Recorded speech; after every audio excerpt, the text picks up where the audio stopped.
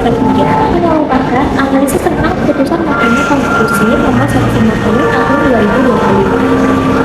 Perkara ini diajukan oleh saudara Donaldi Kristiananda yang menguji konstitusionalitas pasal 18 ayat 4 huruf A dalam Undang-Undang Nomor 11 Tahun 1969 tentang pensiun pegawai. Pasal tersebut menyatakan bahwa anak dan berhak menerima pensiun jabatan muda adalah mereka yang belum mencapai umur 25 tahun. Dan Bapak merasa bahwa haknya sebagai ahli waris terancam hilang karena beliau berusia di atas 25 tahun. Dia berargumen bahwa pembatasan ini melanggar pasal 28H ayat 2 Undang-Undang Dasar 1945 mengenai hak atas keadilan dan perilaku khusus. Dan yang paling uniknya, pemohon juga menggunakan tata bahasa atau linguistik yang menganggap susunan kalimat dalam pasal tersebut tidak teratur menurut kaidah bahasa Indonesia. Lalu bagaimana tanggapan Hakim MK? Ada beberapa poin penting dalam pertimbangannya, yaitu yang pertama adalah fungsi jaminan sosial. Karena melihat jaminan pensiun sebagai instrumen perlindungan, bukan sekedar pembagian hak waris saja.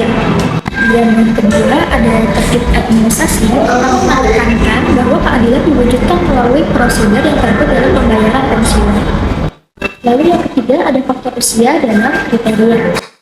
Faktor usia sebagai kriteria adalah penggunaan angka 25 tahun dianggap sebagai kriteria umum untuk menentukan siapa yang berhak menerima manfaat tersebut. Lalu poin yang keempat ada status hukum. MK menegaskan bahwa urusan pensiun ini adalah otoritas kekuasaan pemerintah dalam hal pembayaran, bukan sekedar perjanjian perdata biasa. Berdasarkan pertimbangan tersebut, Mahkamah menjatuhkan amar yang menyatakan bahwa pemohon tidak dapat diterima.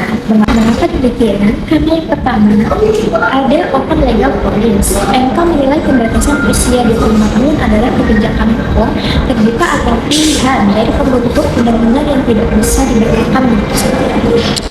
Yang kedua adalah spesialis pembangunan pensiun bersifat khusus. Tujuannya adalah melindungi anak yang masih dalam masa tanggungan di bawah 25 tahun, bukan pembagian waris tanpa batas.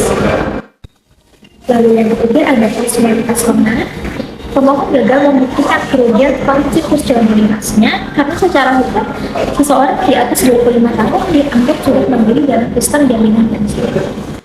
Sebagai kesimpulan, Mahkamah tetap mempertahankan batas usia 25 tahun tersebut karena dianggap sebagai kebijakan yang sah dan bertujuan untuk perlindungan sosial yang tepat sasaran. Demikian presentasi saya untuk suatu terima kasih.